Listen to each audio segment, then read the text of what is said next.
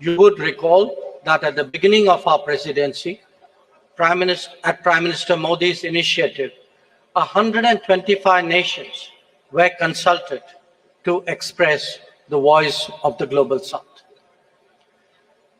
In terms of its organization and program, the Indian presidency, if I may say so, has been exceptional.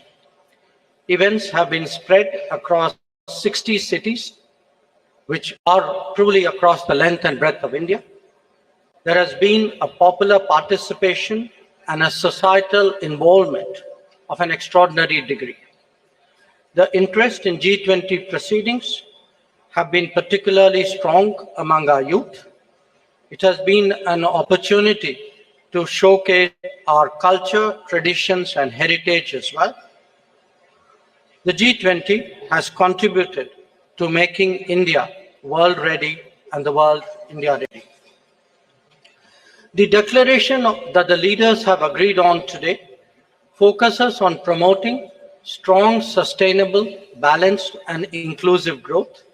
It seeks to accelerate progress on SDGs and has come up with an action plan accordingly. It envisages a green development pact for a sustainable future.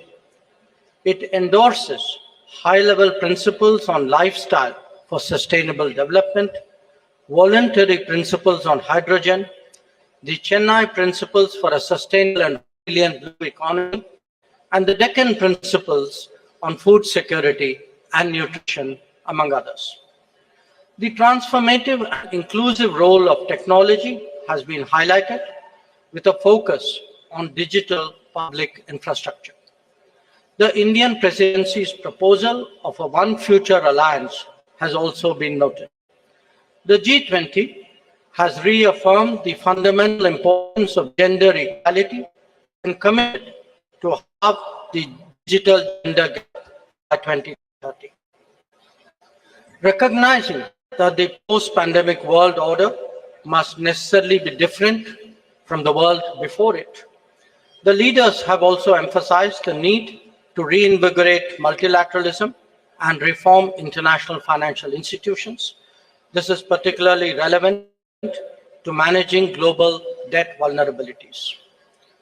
So, as you can see, there have been many far-reaching and very consequential policies and decisions that have been agreed upon today. Keeping all that in mind, I would, at this stage, request Finance Minister to highlight the key issues from the finance track. Thank you, Jaishankar ji.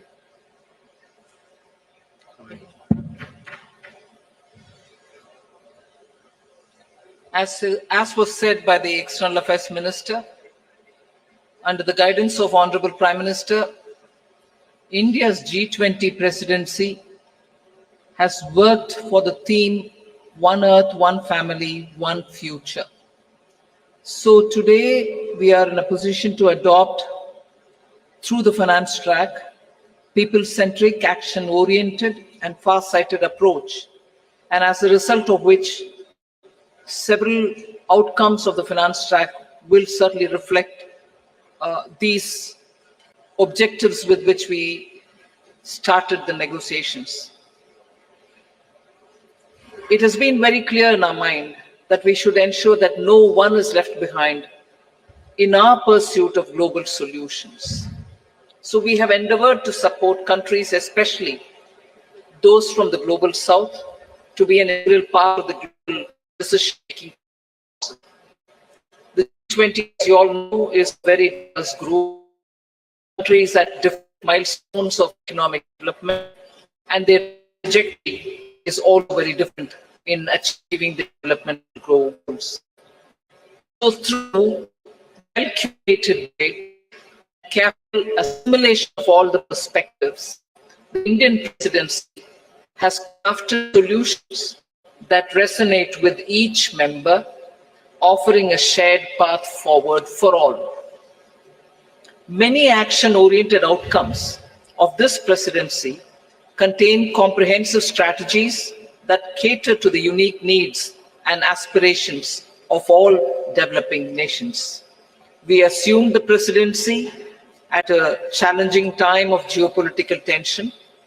The Indian presidency has worked to ensure that these divergences don't overshadow the core developmental outcomes or concerns of the global community that demand collaborative solutions.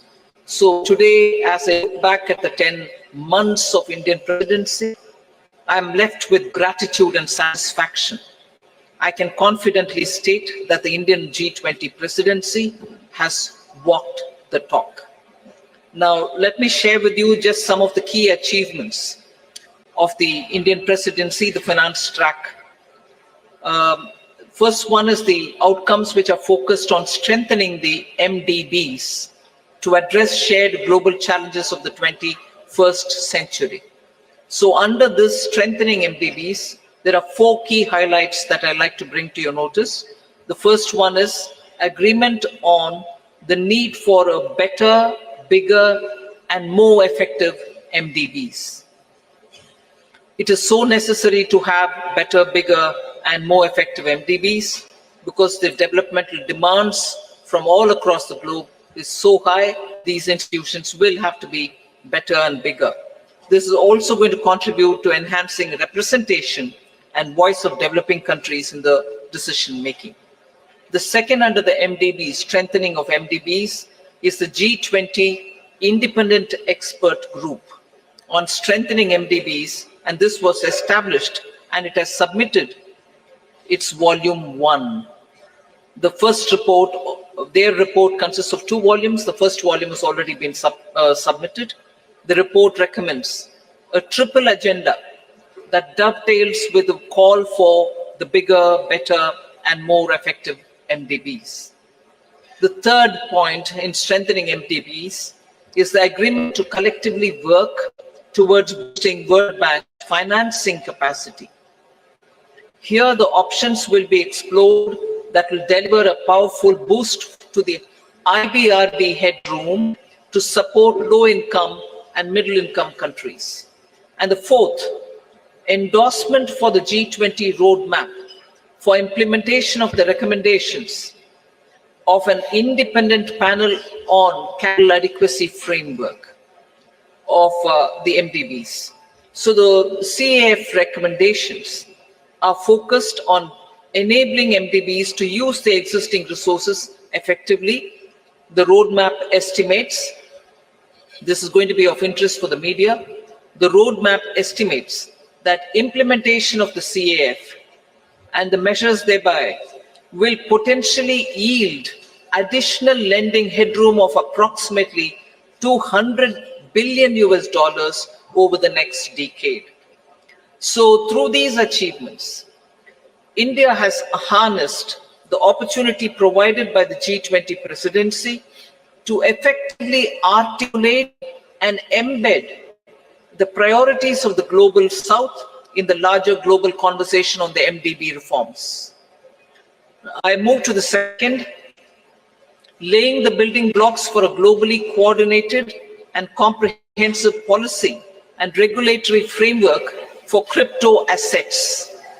The global push for clearer policies on crypto assets has gained momentum under the Indian presidency, and a global consensus is emerging on the same. The presidency will support IMF and FSB is FSB setting the contours of the regulatory framework for a globally coordinated approach to assets. So the presidency, with the support of IMF and the FSB, is these contours. This paper about which I've spoken to the media earlier, including a roadmap. On that, I just want to give my observation. This synthesis paper delves into how the policy and regulatory frameworks developed by the IMF and the FSB, alongside the other standard-setting bodies, will fit together and interact with each other. This paper is now available in the public domain for all of you all to see. The third one, which I'd like to draw your attention to, is the financial inclusion and productivity gains through digital public infrastructure. India, as you all are aware, through the India Stack, became the first country to develop all three foundational DPIs: the digital identity, the real-time fast payment, and a platform to safely share personal data without compromising privacy. So embedded this concept in the G20 financial inclusion agenda by formulating G20 policy recommendations for advancing financial inclusion and productivity gains through digital public infrastructure. This set of recommendations cover 5 aspects: use of DPIs and accelerating financial inclusion, fostering well-designed DPIs, regulatory and supervisory aspects of DPI, institutional and governance arrangements by DPI, and ensuring customer protection. So DPI has also been integrated into the G20 Financial Inclusion Action Plan, the FIAP, which will run between 2024 and 2026. That's a strong legacy of the Indian presidency. We also assume the co-chair of the Global Partnership for Financial Inclusion, the implementation of the Financial Inclusion Action Plan, as well as the policy recommendations on DPI will remain as areas that will continue to be heard across the G20 forum. So the fourth one, which I'd like to highlight, is the debt resolution under the common framework and also beyond the common framework. Since its establishment in 2021, only Chad as a country has had its debt restructured. The others have been waiting. So since India took over the G20 presidency, good progress has been made in the ongoing country cases under the common framework of debt treatment, and the 3 countries in that are Zambia, Ghana, and Ethiopia. We've also succeeded in using the G20 platform to also put in place a coordinated mechanism to address the debt situation of Sri Lanka, which is outside of the common framework. So G20 will continue discussing the policy-related issues linked to the implementation of the common framework and make periodically such appropriate recommendations. The launch of the Global Sovereign Debt Roundtable, which is co-chaired by IMF, the World Bank, and also the G20 presidency, to enhance the conversation among the various stakeholders and address current shortcomings in the debt restructuring process. That has now become an institution which is actually acting as a catalytic agent in getting resolutions done faster. The fifth point under the finance track, which I'd like to bring to your notice, is the financing of cities of tomorrow. Key concerns of the low-income countries and emerging markets is always been to mobilize resources for financing sustainable, resilient, and also inclusive cities of tomorrow. The G20 principles, which are issued for financing cities of tomorrow to promote effective and efficient use of financial resources to support urban development that is socially inclusive, environmentally responsible, and economically sustainable, are now all under the framework of the principles which have been used. The MDBs and the development financial institutions can use these principles in their financing plans for urban infrastructure. The sixth, which I'd like to quickly draw your attention, is the 2-pillar solution on global taxation, the international taxation. We've made substantial progress in the 2-pillar solution, and the work has also happened on the exchange of information on immovable property transactions between countries. There is a launch of the pilot program of the South Asia Academy in India for tax and financial crime investigation in collaboration with the OECD. The seventh, on which I'll elaborate, is mechanism to support the timely and adequate mobilization of resources for climate finance. Till date, the conversation was focused on calling on developed countries to say, where is that $100 billion US dollars, which didn't come. But Indian presidency adopted an action-oriented approach, and the G20 explored mechanisms that can support timely and adequate mobilization of resources for climate finance, facilitating access to multilateral climate funds and enhancing their leverage and ability to mobilize private capital has also been our focus. Special focus again on development, demonstration, deployment of green and low carbon technologies. Now the list of outcomes, I've pointed out 7, just 3 more, which I'll not go into the detail, but you can take it as enough has been done on that. I'll also put it out for your consideration. Scaling up sustainable finance for social sectors, health and education. Technical assistance for capacity building. Then global conversation on transition policies, especially to include range of options, both on pricing and non-pricing. And the third one, enhancing finance health collaboration so as to cover many other work streams as well. So I listed out 7, elaborated on them, 3 others which have not elaborated, but on all of them, substantial progress and outcomes have been achieved. India's received tremendous support from the G20 members across the table. The outcomes of the Indian presidency are a testimony to India's commitment to multilateralism and for international cooperation. We assure the upcoming Brazilian presidency of our strong support and to continue the momentum on key issues of global importance. I now hand over back to Minister Jaishankar. Thank you, Nirmala ji. May I now request G20 Sherpa Amitabh Kant to bring out the major outcomes from the Sherpa track. Thank you, Minister. So first of all, when we started India's presidency, the Prime Minister had said that India's presidency must be inclusive, it must be decisive, it must be ambitious, and it must be action-oriented.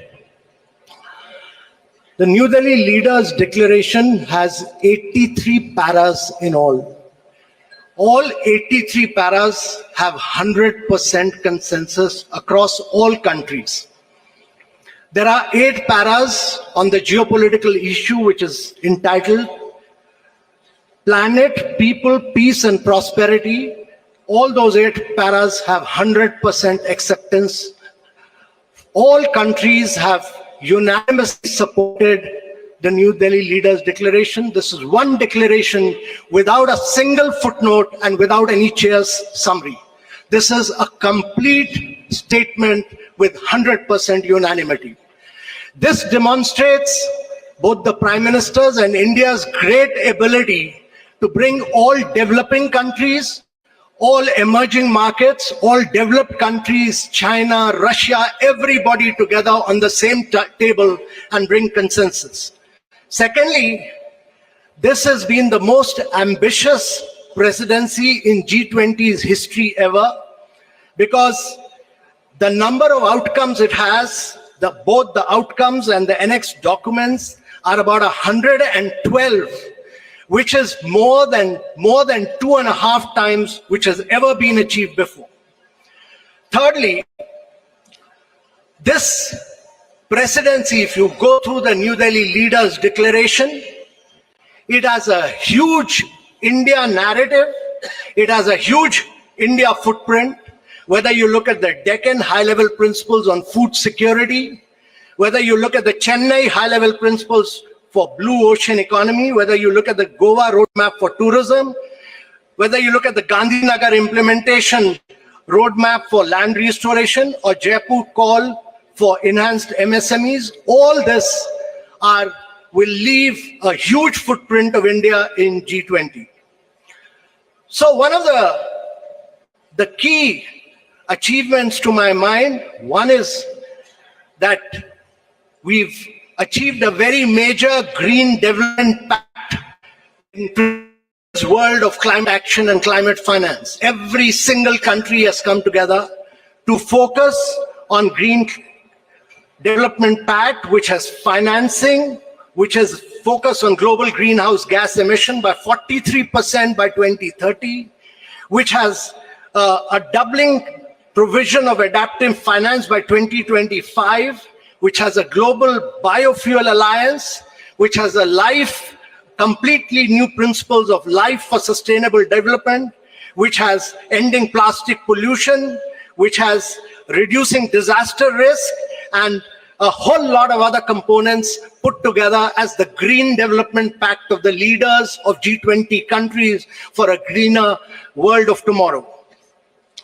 Secondly, there is a huge focus on accelerating progress on sustainable development goals because the COVID had hit a vast segment of our population.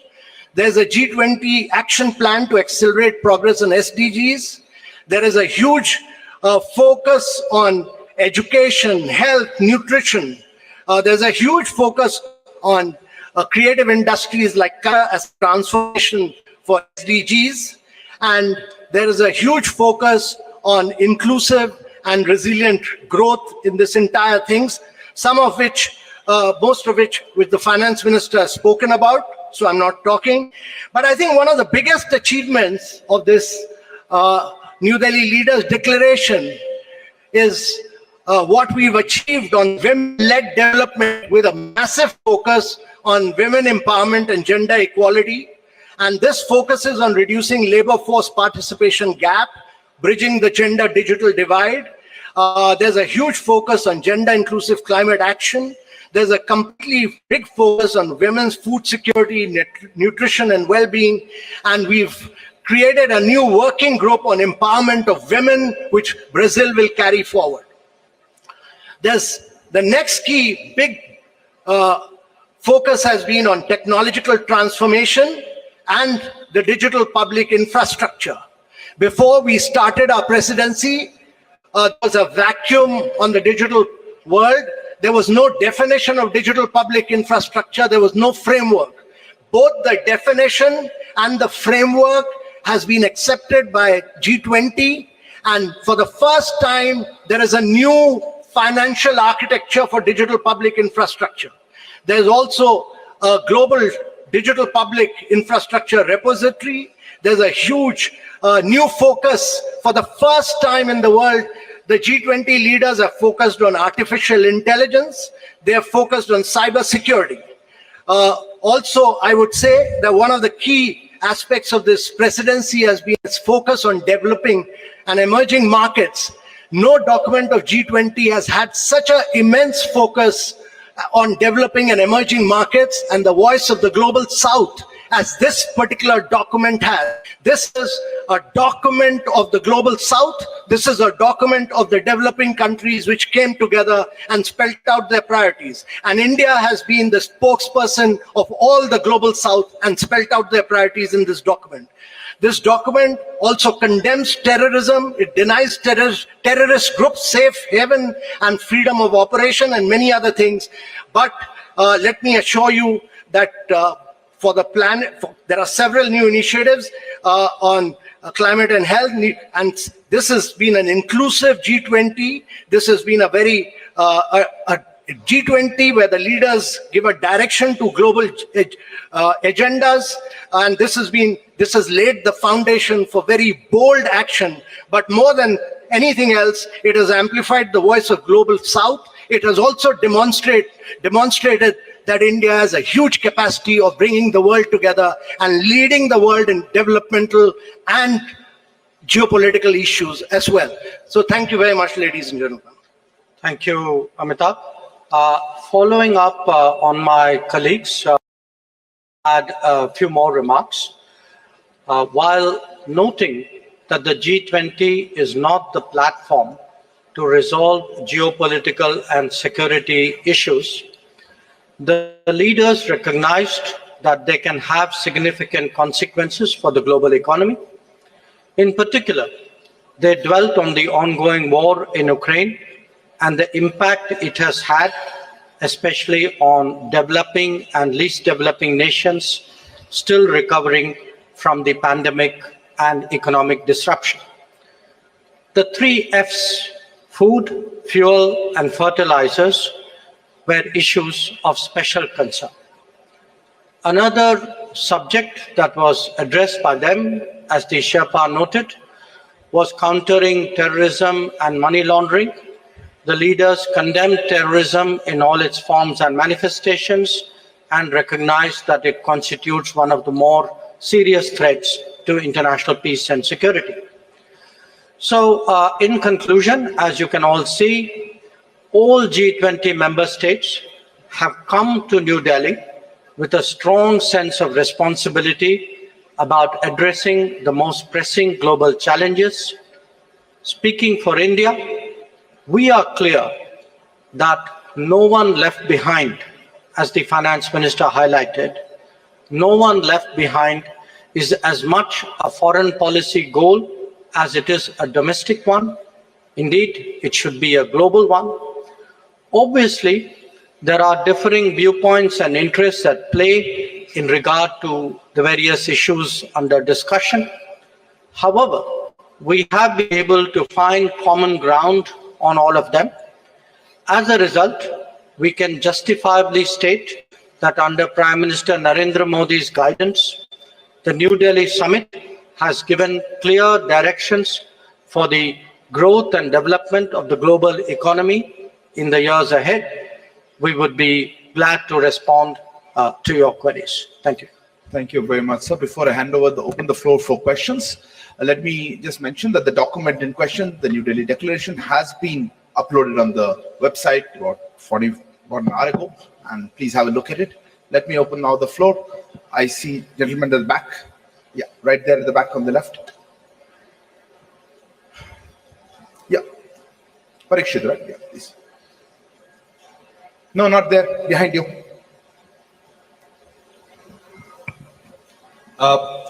One question to... Please introduce yourself and the organization. I'm Parikshit Luthra from CNBC TV18. My question to Minister Jaishankar and G20 Sherpa Amitabh Kant, and also Finance Minister Nirmala Sitharaman. How difficult was it to have consensus on the voting of Ukraine war? This is a difficult in every conversation G20. There was still draft this morning as well. Were there any countries which actually helped in bringing consensus on the table? I see the lady here, please, ma'am. Yeah.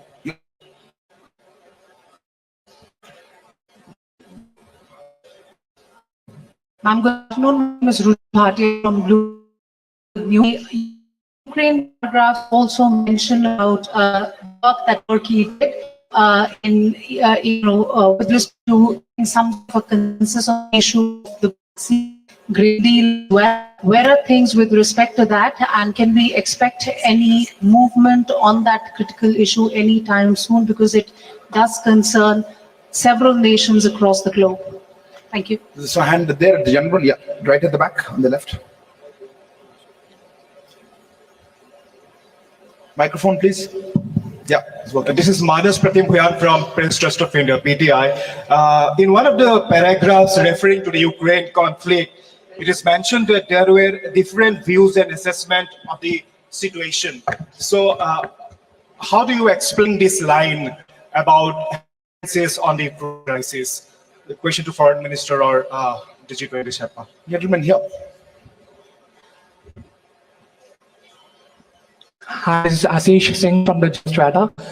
Going forward, how will be action for climate-related adaptation finance for the global south, especially with India being part of the Troika? Thanks. We'll take one last question there. Yeah, there. Yeah, the lady there. I'm sorry. Behind you, right at the back.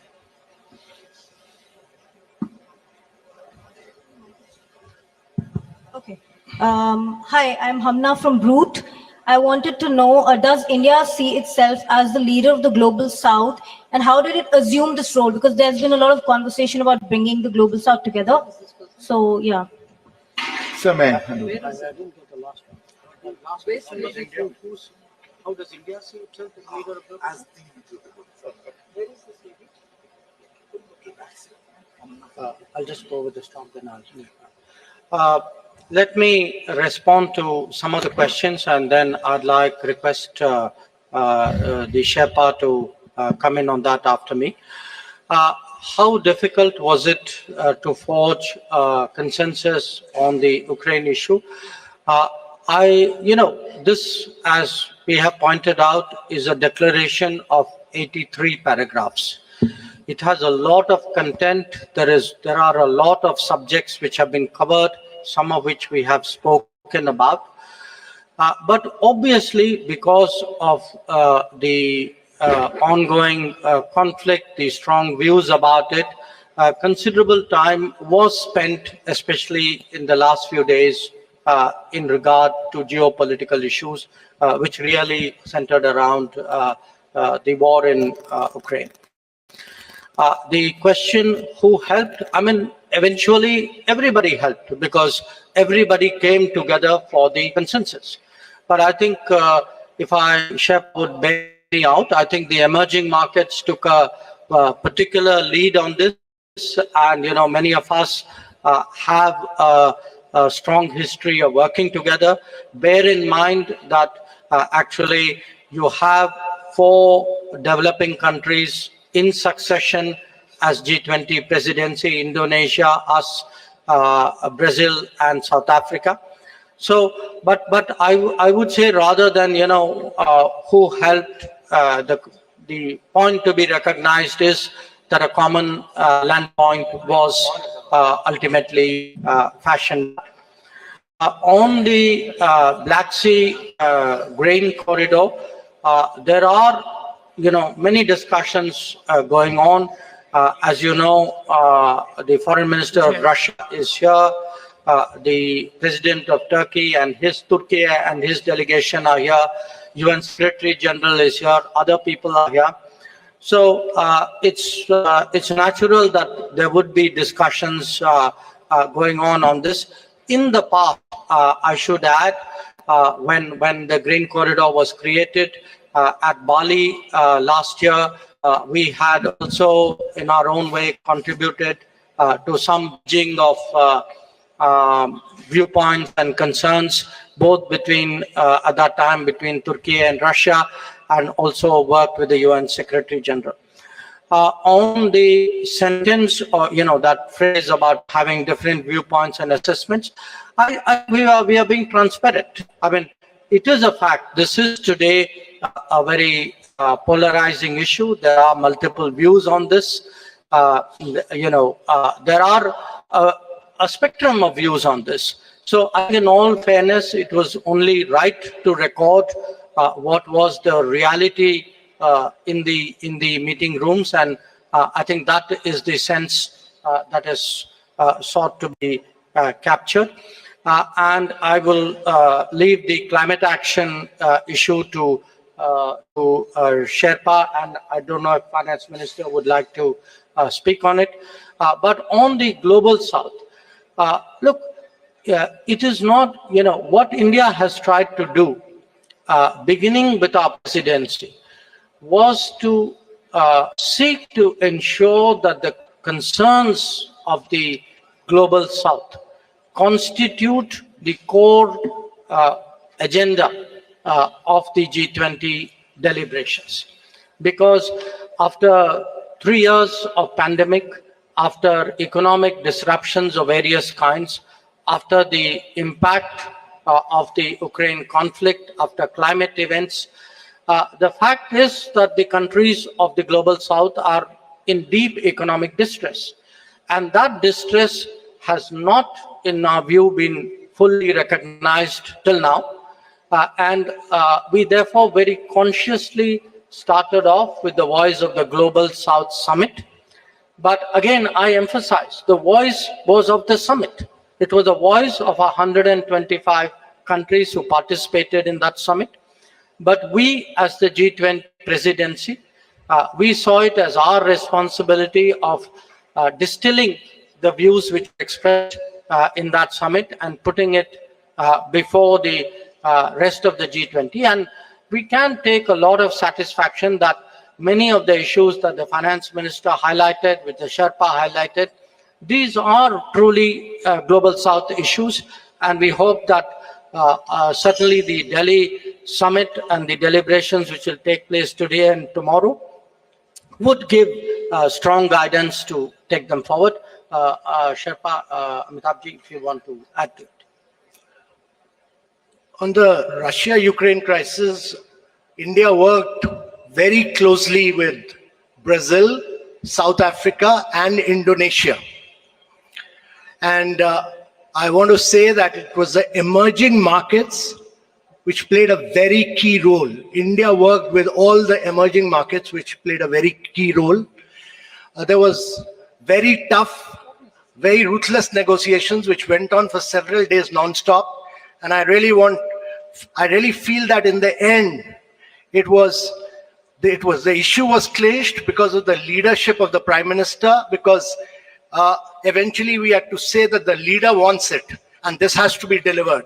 And secondly, I really want to thank Mr. Jaishankar. I constantly took his advice and he guided me, and he gave me two really outstanding officers. One was Naidu, Nag Naidu, who's a very outstanding officer and very enthusiastic, motivated young officer who worked with me, Inam Gambhir. They did a really outstanding job as far as the geopolitical issues concerned. I had two other Foreign Service officers who've done brilliant work, Abhay Thakur and Ashish Sinha, on different aspects, but on geopolitics, they've done a really spectacular work. So it was really big teamwork, just brilliant teamwork by India, which has enabled us to achieve consensus on an issue on which the world has needed any consensus. Even the Bali which we talked about, actually, we could not move forward with it because we could not arrive consensus for the first meeting. And on climate, let me tell you that this is one of the most ambitious document on climate, because it talks about almost 5.9. It moves first the language from billions to trillions, and secondly, it talks about 5.9 trillion requirement for the presidency and for the G20 countries, and a huge focus on life principles.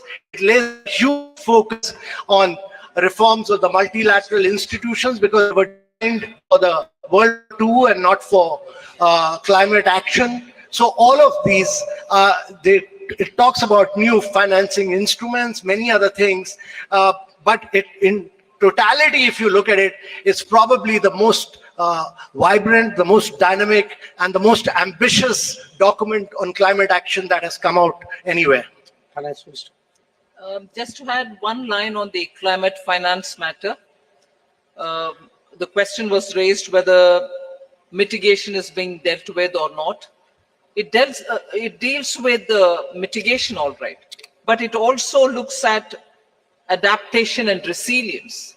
I think now the debate on climate finance is also moving much more into resilience, whether it is infrastructure or planning for it or funding. Resilience takes precedence. That is one. And second, country-specific solutions are now going to be possible. It's not going to be one size fits all. The problem of each country, particularly on climate, is so different from one another. So this Delhi declaration and also the discussions which were held during India presidency has focused on that. And thirdly, pricing and non-pricing tools are also now available for countries to adopt. It is not just going to be price it if it's carbon intensive and forget the others. Countries do demand pricing as one of the tools, but non-pricing solutions are also going to be a lot more friendlier to countries with different carbon emission levels. Thank you. Thank you. I'll open there's a lady here. Yeah, please. It's okay. No, no, ma'am, the microphone's already there. Yeah, go ahead, ma'am. You have the microphone.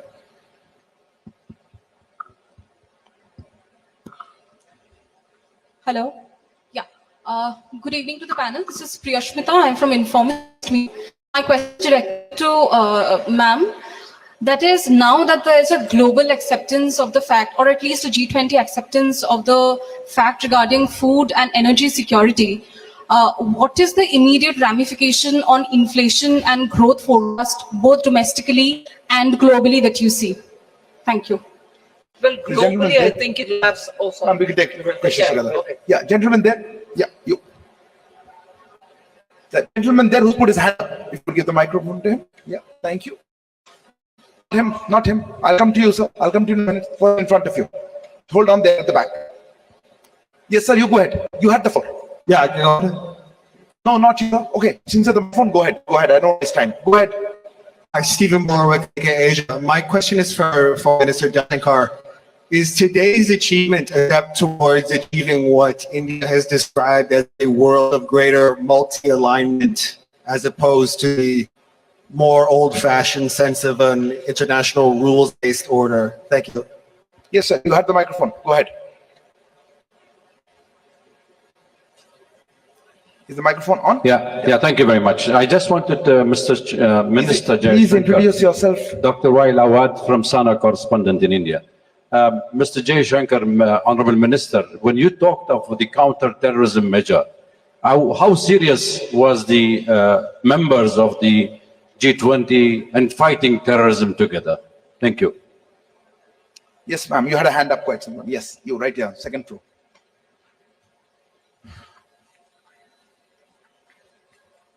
Samira Hussain with BBC News. I want to go back to Russia, and if you look at the language that was used in Bali, and you look at the language that was used now, gone is any reference to Russia and its aggression. Were those concessions made in order to get Russia to sign on? And do you think the weight of this has been watered down? And does that take away from its importance, especially when you're talking about fuel and food security? Yes, you. Yeah. Right in front. No, ahead of him, please. I saw his hand. Yes, you. Please, go ahead.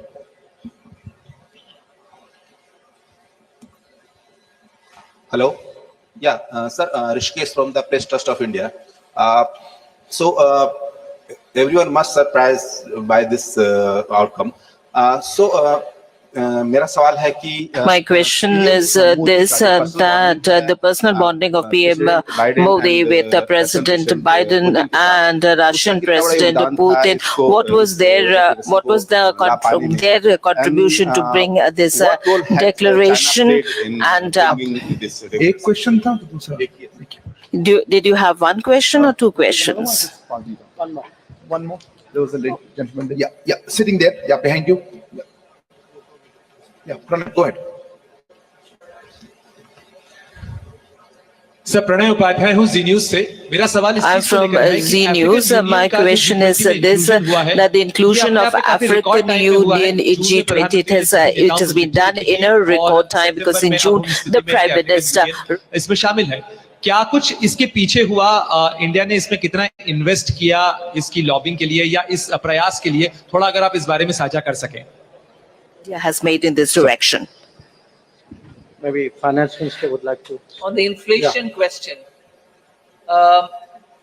globally, of course, it's going to have an impact the moment it is executed. The understanding is executed and the grain movements start from Russia and from Ukraine.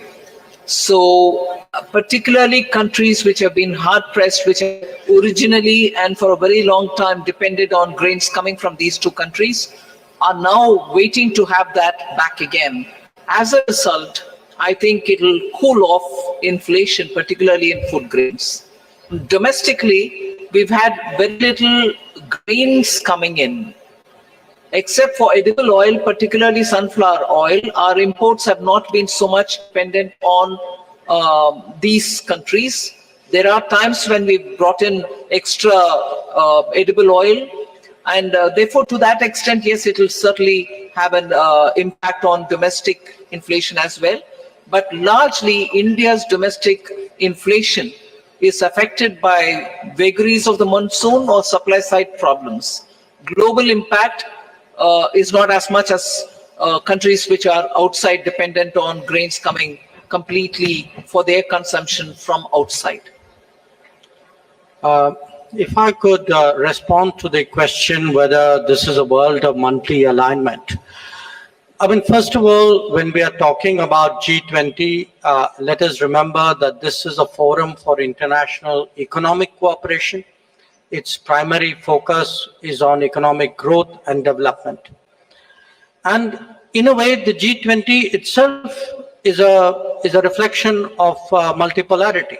The fact that there was, in a way, the salience of G7 was a decade ago replaced by the salience of the G20. I think that itself was a statement. Now, what you see before you in terms of the leaders' declaration and the discussions that are going on are obviously discussions among a very broad, very diverse range of countries at different levels of economic development, whose economic and social, cultural composition is quite different from each other. So I think in that sense, it's quite reasonable to assume that there is a certain there's a spectrum of views and interests out here, which we have tried to harmonize to produce the declaration. The question on counter-terrorism, what happens? I would draw your attention to paragraphs 74 and 75 of the leaders' declaration. 75 speaks about the role of the FATF because clearly the financing of terrorism is a very strong concern which the entire international community, not just the G20, shares.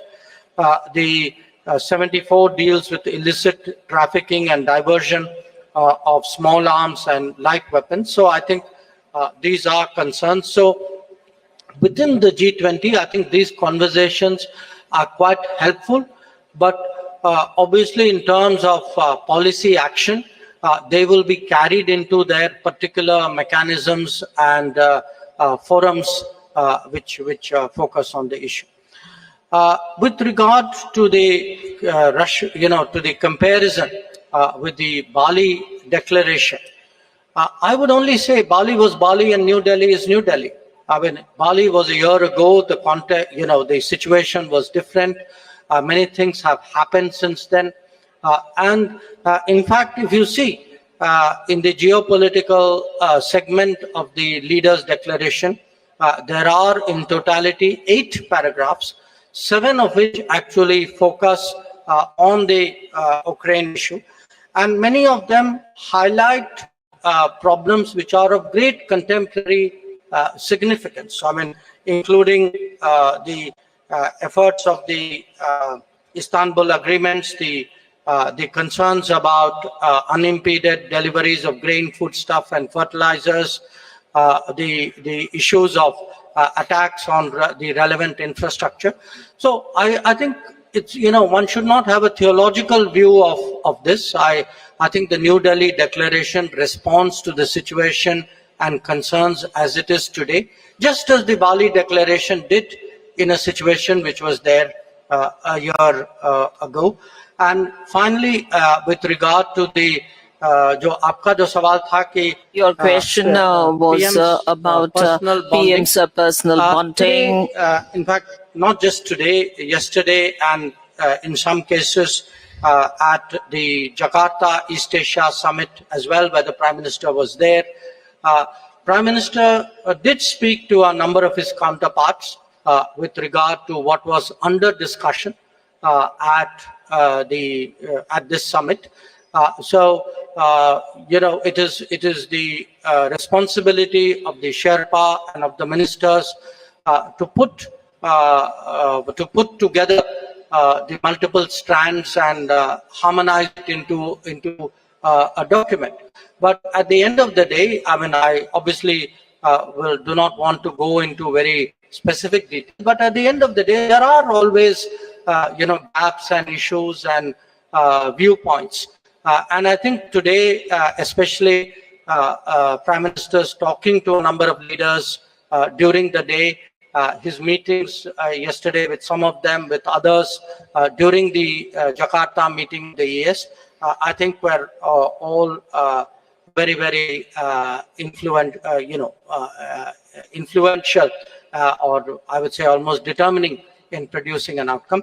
और जो आखिरी सवाल जो आपका था, The last question that you asked about African Union's union, the momentum was very quick. एक याद दिलाना चाहता हूं कि जो बाली समिट के दौरान, बाली के समिट के अंत में जो उस समय अफ्रीकन यूनियन के अध्यक्ष जो थे, सेनेगल के राष्ट्रपति थे मैकिस, तो वो उस समय प्रधानमंत्री और इंडोनेशिया के राष्ट्रपति के पास आए और उनकी शिकायत थी कि G20 की सदस्यता के बारे में जो अफ्रीकन यूनियन का जो हक जो बनता है उस पर बिल्कुल चर्चा नहीं हुई। तो उस समय प्रधानमंत्री जी को आश्वासन दिया था कि भारत के that point in time that under G20 presidency it will certainly be done, and this is the guarantee of Modi, and you have seen that he has delivered this assurance that he had made. And during BRICS summit, the Magnus, the then president, came to the Prime Minister and said that you had he reminded him that you had assured us and you really impacted it. Last year in Bali, the president of Senegal, Macky Sall, all right, that was interpreted. Thank you very much for saving me in the trouble. Would you like to add something on any of them? Is that so we'll take a few more questions, or I think one last. Okay, I have a gentleman here. Yeah, go ahead. Microphone here with the gentleman in the front row.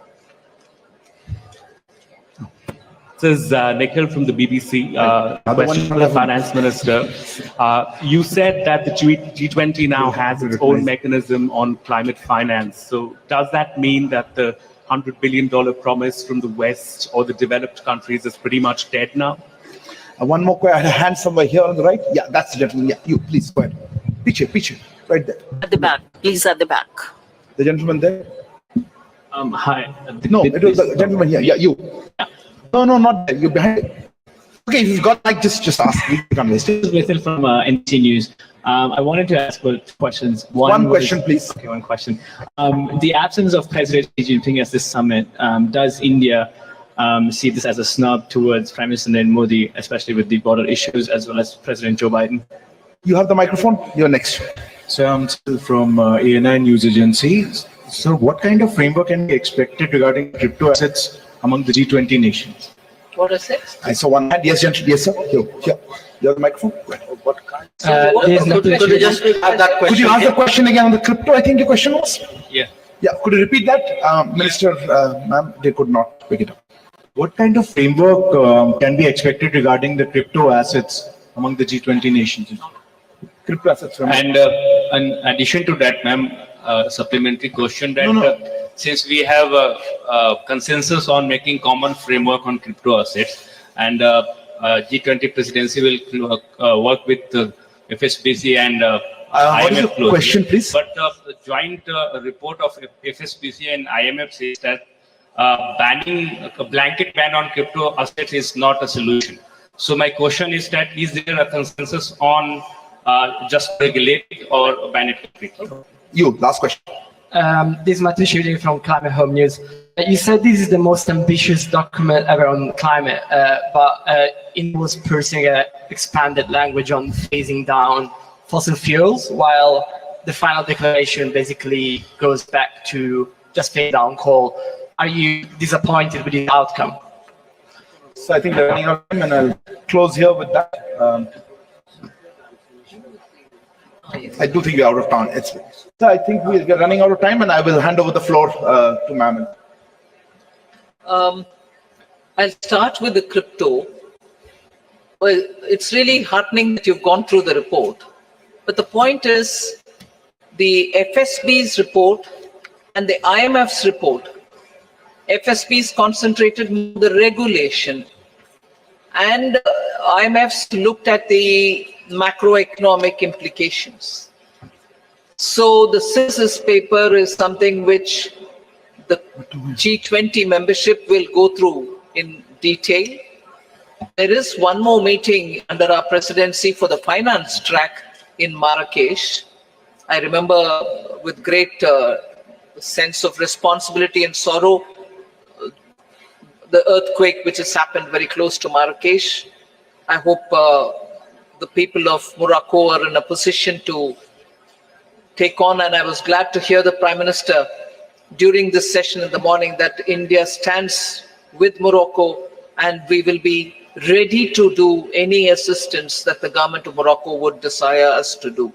So with that said, with a heavy heart, the next meeting was scheduled for Marrakesh, and there the FSB report and the IMF, which is the synthesis report, will be discussed, and the materials are all already available in public domain. So it is for the membership to take a call as to how it wants to move on it. A framework or a template, whatever be it. I don't think we've given it a name as yet. And also to now discuss whether it is going to be a regulation only and not a ban. I'm not getting into that debate. It is the reports, the synthesis, and also the early IMF report, both of which have been discussed. You're right in saying this report says this. It's up to the G20 membership to take a call on how it wants to move forward. And that you'll get to know more during the autumn meet of the World Bank. There was a question on climate finance. I don't think it is a question of, are you writing off this 100 billion which was promised earlier, and now that you've come up with a newer way of the funding climate? I don't think it is this or that.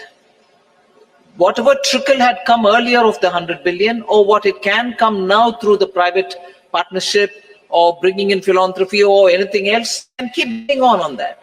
But the fact remains that now the larger discussion has brought in very many more elements of how to finance.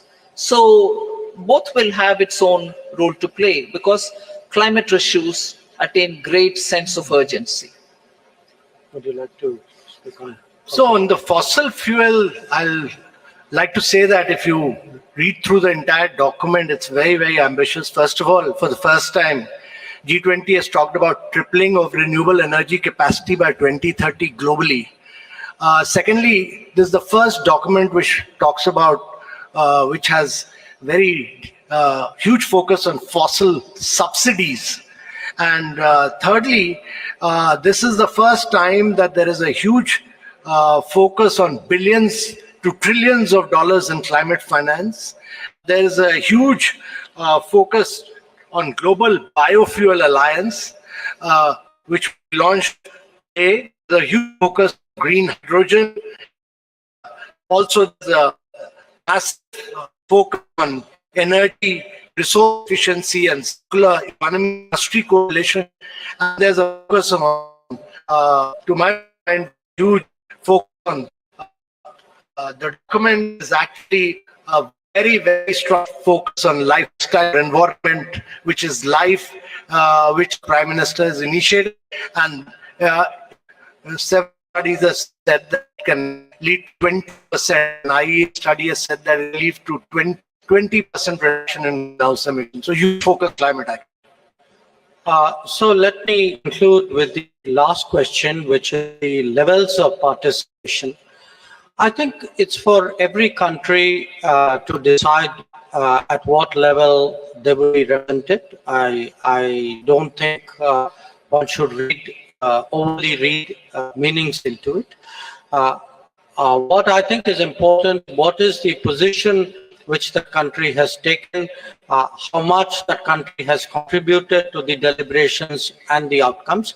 And I may hear that all the G20 members, and since the question was asked specifically about China, I would say China as well, that China was very supportive of the various outcomes, and it is only because the members.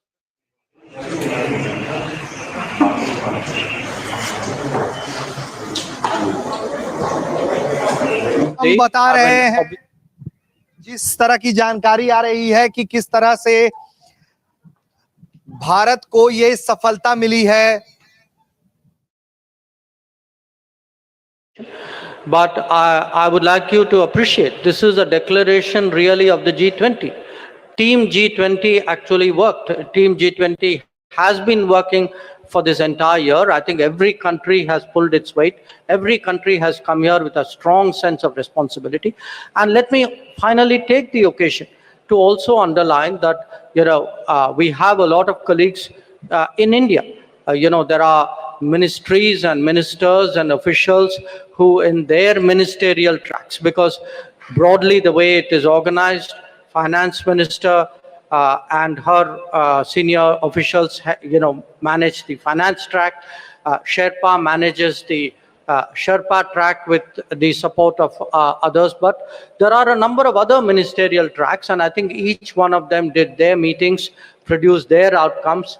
And I think their contribution, in a sense, Team India contribution, if you would, I think also deserves to be recognized.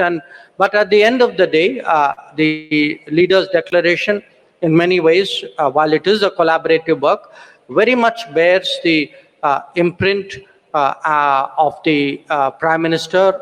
It reflects his vision in many ways. There are a lot of ideas which came from him personally.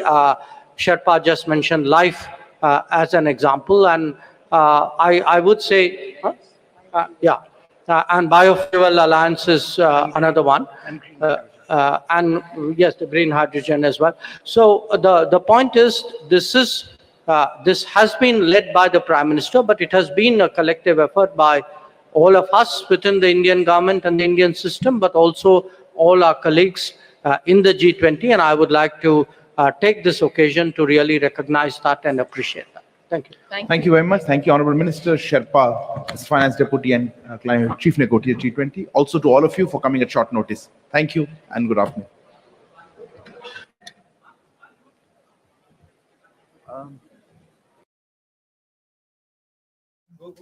तो इस तरह से हम आपको बता रहे हैं कि भारत को एक बड़ी सफलता मिली है.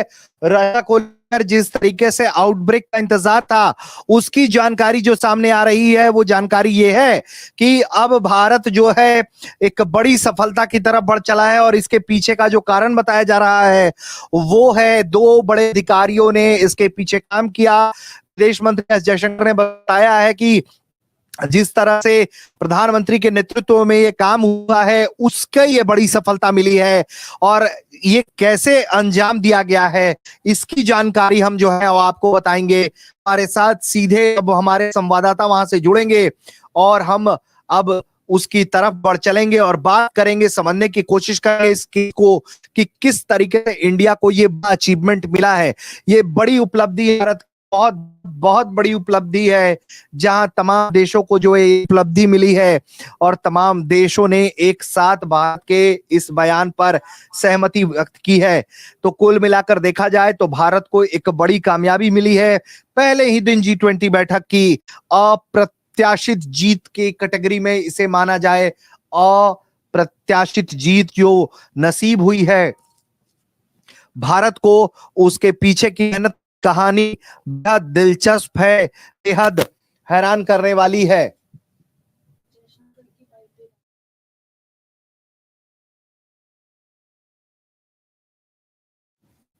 तो आप बता दें कि किस तरह से ये मैनेज हुआ, किस तरह से मैनेज किया गया ये इस पूरे बैठक को, उसके बारे में हम आपको जानकारी दे रहे हैं. दरअसल हुआ यूं कि भारत ने जितने डेवलपिंग नेशन थे उनके साथ बातचीत की, जो एक बड़ा ग्लोबल मार्केट हो सकते हैं, उनसे बातचीत की और उन पर बातचीत करके उनसे ये कोशिश की गई, ये दबाव बनाने की कोशिश की गई उनके जरिए कि जो डेवलप्ड नेशन है वो उनकी बात सुने. इसमें इंडोनेशिया, साउथ अफ्रीका, ब्राजील जैसे देश शामिल रहे, जो इसके पीछे एक मददगार की भूमिका के तौर पर सामने निकलकर आए हैं और इससे उन्हें बड़ी फायदा मिली, ताकि निगोशिएशन जो था वो बहुत लगातार चलती रही, लगातार निगोशिएशन होती रही और अंतिम में अंजाम ये हुआ कि भारत को एक बड़ी जीत मिल गई। G20 में इस तरह के बयानात जो हैं वो एक मास कंसेंट बन गया, मास कंसेंट तैयार हुआ और लोग जो हैं वो सफलतापूर्वक एक तरीके से माना जाए तो ये कामयाबी भारत के नसीब हुई है और अप्रत्याशित है। जितने डिक्लेरेशन हुए हैं, जितने कागजात पर एक मत हुए हैं सभी नेता, वो ऐतिहासिक है। इतनी कभी किसी की प्रेसिडेंसी पर काम नहीं हुई है, तो ऐसे में ये एक बड़ा अचीवमेंट है भारत के हिस्से में और आने वाले वक्त में और भी ज्यादा इस तरह की कामयाबी अब भारत के हिस्से में आती हुई आपको दिखाएगी। जल्दी ले चलेंगे आपको भारत मंडपम और वहां से दिखाएंगे तस्वीरें। हमारे सहयोगी अजीत हमसे जुड़ गए हैं और हम उनसे बात करेंगे कि अजीत बताएंगे कि वहां अंदर क्या चल रहा है। अजीत से बात करेंगे, वो लगातार भारत मंडपम में मौजूद हैं और वहां से वो जानकारी देने का काम कर रहे हैं। लगातार वहां पे जो वहां डेलीगेट्स पहुंच रहे हैं वहां वो मौजूद हैं, उनसे बात करके वो बता रहे हैं कि क्या कुछ चल रहा है सबके मन में। सारा जो डेलीगेशन है वो क्या कुछ कर रहा है। हमारे सहयोगी अजीत से अब हम बात करेंगे, हमारे साथ जुड़ गए हैं। बस कुछ ही पल में आपको हम तस्वीर दिखाने जा रहे हैं। अजीत जो जुड़ गए हैं हमारे साथ। और अजीत, क्या हमें सुन पा रहे हैं?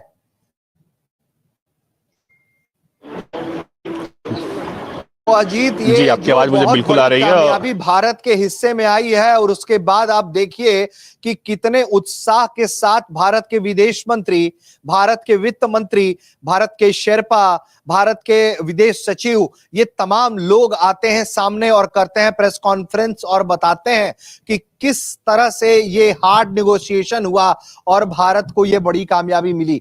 क्या जानकारी है आपके पास, कैसे रशिया के साथ इस डील को ब्रेक किया गया?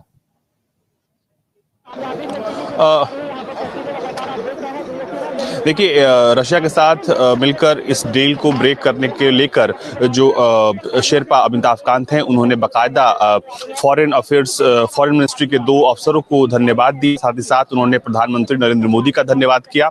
इसी के साथ उन्होंने विदेश मंत्री का भी धन्यवाद किया कि जिस तरह से उनसे लगातार बातचीत हो रही थी, कैसे रशिया यूक्रेन को जो है वो टैकल किया जाए, इस मुद्दे पर कैसे जो है काम किया जाए। इसके अलावा प्रधानमंत्री मोदी की तरफ से साफ निर्देश था कि इसको किसी भी तरह से करना ही है। ऐसे में फॉरेन अफेयर्स मिनिस्ट्री के 2 उन्होंने अफसरों के नाम भी लिए और उनको धन्यवाद किया कि ये जो 2 अफसर हैं उन्होंने इसमें बहुत बड़ी भूमिका निभाई है। इसके अलावा जो रशिया यूक्रेन की जो बात हो रही थी उसमें उन्होंने कहा कि ऐसे कुछ देश हैं, ब्राजील, साउथ अफ्रीका, जिनके साथ लगातार भारत ने क्लोजली बातचीत की और जो इमर्जिंग मार्केट है उनके साथ बातचीत करने के बाद जो है भारत ये कर पाया है। तो इसको लेकर जो है उन्होंने साफ तौर पर कहा कि फॉरेन अफेयर्स मिनिस्ट्री हो, विदेश मंत्री हो, प्रधानमंत्री नरेंद्र मोदी हो और वो जो 2 यंग प्रधानमंत्री की इस वक्त वहां से भारत मंडपम से एक तरह से ये डिक्लेरेशन साइनिंग की नहीं, एक ज्वाइंट ग्लोबल वन अर्थ जो वन फैमिली एक डिक्लेरेशन के तौर पर जो जारी हो रहा है ग्रीन एनर्जी पर, उसकी आपको झलक हम दिखला रहे हैं। और इस मौके पर वहां खड़े हैं भारत के प्रधानमंत्री और दुनिया के दूसरे जो देश के प्रमुख हैं वो, और सीधी तस्वीरें, लाइव कवरेज इस वक्त हम आपको दिखा रहे हैं। Global Biofuels Alliance with multi-stakeholder support spanning 19 countries and 12 international organizations will identify and address the challenges inhibiting biofuel adoption and production, development and adoption of internationally recognized standards and sustainability requirements, help in reduction in global transportation emissions, increase access to clean cooking fuel, increase farmers' income, and expand biofuels adoption. The Global Biofuels Alliance. Your Excellency, we will now take a group photograph.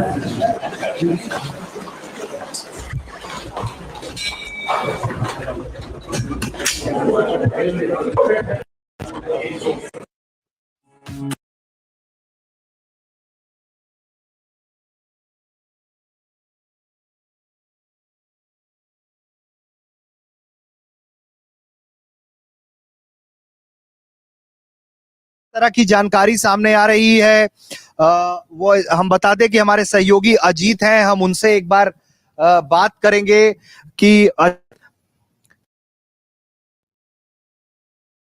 BRICS जब वो मोदी थे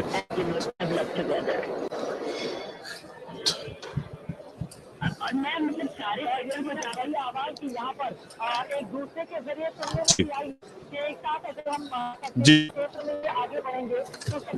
दर्शकों को बताइए, भारत तक के दर्शकों को, कि ये जो मास कंसेंट बन पाया वो कैसे बन पाया है। ये इतना आसान नहीं था, तो इसे किन अधिकारियों ने डील क्रैक किया है। चूंकि भारत का नेतृत्व भारत के प्रधानमंत्री कर रहे हैं, तो जाहिर तौर पर सेहरा उनके माथे पर है, लेकिन ये हर कोई जानता है कि इन तमाम निगोशिएशंस के पीछे भारत के विदेश मंत्रालय के होनहार अधिकारी होते हैं।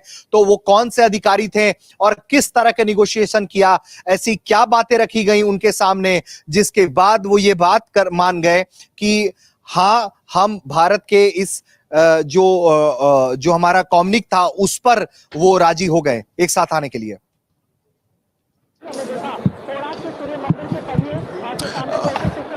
देखिए, इसमें विदेश मंत्रालय के जिन अफसरों का अहम योगदान है, उसको लेकर अमिताभ कांत, जो कि भारत के शेरपा हैं, उन्होंने उनका धन्यवाद किया है। उन्होंने बताया कि किस तरह से समय समय पर विदेश मंत्री एस जयशंकर ने जब उन्हें जरूरत पड़ी, जब उन्हें सुझाव चाहिए थे, तब उन्होंने सुझाव लिए। इसके अलावा प्रधानमंत्री नरेंद्र मोदी की तरफ से साफ बिल्कुल कह दिया गया था कि उन्हें ये काम डन चाहिए, उन्हें उनकी तरफ से जो है वो इसमें ना की कोई गुंजाइश नहीं थी। तो ऐसे में शेरपा के पास चुनौती थी कि उसे किसी भी तरह पूरा ही करना है। अब इस काम को जिन अफसरों ने पूरा किया है, उनका बाकायदा अमिताभ कांत ने धन्यवाद किया है और कहा उनके बिना समय था। और की तरह सकते हैं आमतौर पर जो officers behind camera, behind the door जो काम कर रहे होते हैं, इतनी बड़ी पर उनको कोई जो है धन्यवाद नहीं कर रहा होता है। लेकिन पहली बार सार्वजनिक मंच से जब दुनिया की मीडिया उस पर तो बाकायदा उन्होंने ना कर धन्यवाद किया। और इसमें कुछ देशों का भी नाम लिया, जैसे ब्राजील, साउथ अफ्रीका जैसे वो देश हैं जिनके साथ बातचीत हुई, और जो इमर्जिंग कंट्रीज थे उनके साथ बातचीत हुई, जिसके बाद ये सब कुछ हो पाया है। हमने देखा कि किस तरीके से विदेश मंत्री एस जयशंकर, निर्मला सीतारमण सामने आती है प्रेस कॉन्फ्रेंस करने के लिए। इसे अगर हम पॉलिटिक्स के स्तर पर समझे तो ये कितनी बड़ी जीत है और कितना बड़ा ये सेटबैक है चाइना के लिए। रशिया के लिए तो ये किसी दिवाली के गिफ्ट हैम्पर से कम नहीं है भारत की तरफ से।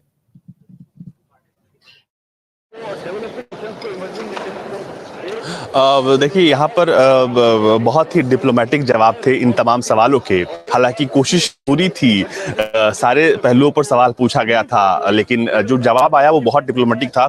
और भारत की तरफ से साफ कर दिया गया कि ये एक इकोनॉमिक फोरम है, यहाँ पर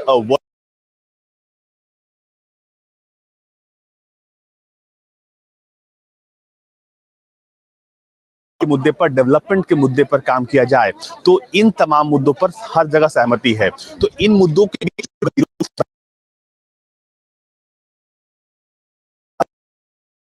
जहां तक बात रहा चीन का, तो चीन को लेकर भी सवाल जो है पूछा गया, तो उस पर यही कहा गया कि हर पहलू पर, क्योंकि चीन इस बात को भली भांति समझता है कि उसकी जो इकोनॉमी है वही उसकी सबसे बड़ी ताकत है। तो ऐसे में इन मुद्दों पर चीन की असहमति का सवाल नहीं था। हालांकि कोशिश पूरी थी कि बैकडोर से ऐसा कुछ किया जाए जिससे कम्युनिक ब्लॉक हो, लेकिन वो हो नहीं पाया। और यहाँ पर भारत ने जिन आउटकम्स की बात की, तकरीबन दोगुना आउटकम यहाँ पर निकला है। तो उसे भारत जो है वो एक ऐतिहासिक अपने लिए विक्ट्री बता रहा है। और दूसरी बात ये भी है कि आप देखना होगा कि जब शुरुआत हुई प्रेस कॉन्फ्रेंस की तब शेरपा अमिताभ कांत ने साफ कर दिया था कि ये भारत है और यहाँ पर हम सबको एक साथ ला सकते हैं। भारत जो है वो सबको एक साथ ला सकता है, फिर चाहे वो चीन हो, रूस हो, अमेरिका हो, कोई भी देश हो, हम सबको एक साथ लाने में सक्षम हैं और हम हर मुद्दे का समाधान कर सकते हैं। शुरुआत इसकी इसी से हुई। इसका मतलब आप समझ लीजिए कि G20 की अध्यक्षता के दौरान भारत ने जो किया है वो सच में अद्भुत है, क्योंकि हम जिस बात को लेकर सबसे ज्यादा चर्चा हो रही थी, रूस यूक्रेन वॉर को लेकर, तो वहां पर भी उन्होंने साफ साफ जवाब दिया। ये भी नहीं कि हमने कैसे किया, इसके पीछे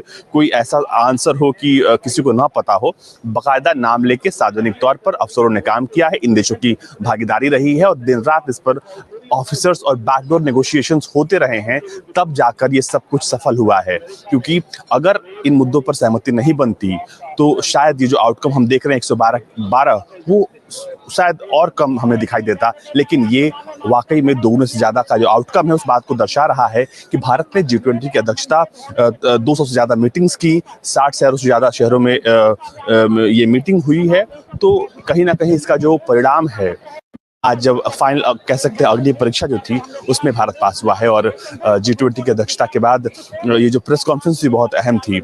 यहाँ पर भारत सरकार से ये भी पूछा गया कि रूस यूक्रेन के मुद्दे पर राष्ट्रपति पुतिन से प्रधानमंत्री नरेंद्र मोदी की दोस्ती और अमेरिकी राष्ट्रपति जो बाइडेन से दोस्ती के बारे में भी पूछा गया। तो जिस पर जो जवाब आया वो कुछ इसी तरह का था कि एक्चुअल में जो संबंध है भारत के तकरीबन हर देश के साथ अच्छे हैं, उसका फायदा कहीं ना कहीं G20 की प्रेसिडेंसी में यहाँ पर भारत को हो गई है तमाम। और अब जो है वो सीधे जो है मसला जो है वो आगे का अब डिनर का है होगा मेरे ख्याल से। थोड़ी ही देर में एक जानकारी जो है वो दी जाएगी, क्योंकि यहाँ पर जितने भी होर्डिंग्स हैं, जो भी देखिए अब प्रधानमंत्री नरेंद्र मोदी जो है वो मिडिल ईस्ट के देशों के साथ और यूरोप के साथ मिलकर एक बड़ा ऐलान करने जा रहे हैं। यहाँ पर partnership for global infrastructure and investment. बता दूं कि एक बड़ी खबर एक बड़ी खबर, अजीत आप हमारे साथ बने रहिएगा। दर्शकों को बताऊं कि एक बड़ी खबर आ रही है और यह बड़ी खबर है कि बहुत जल्द आपको ये तस्वीर अब देखिए, इंडिया मिडिल ईस्ट और यूरोप के साथ कनेक्टिविटी के लिए एक कॉरिडोर की शुरुआत करने जा रहा है और उसकी ये लाइव तस्वीरें हम आपको दिखा रहे हैं इस वक्त। और बहुत बड़ी खबर इस वक्त की, पहले एक बड़ा ग्लोबल बायोफ्यूल्स अलायंस बनता है और अब उसके बाद India middle east Europe connectivity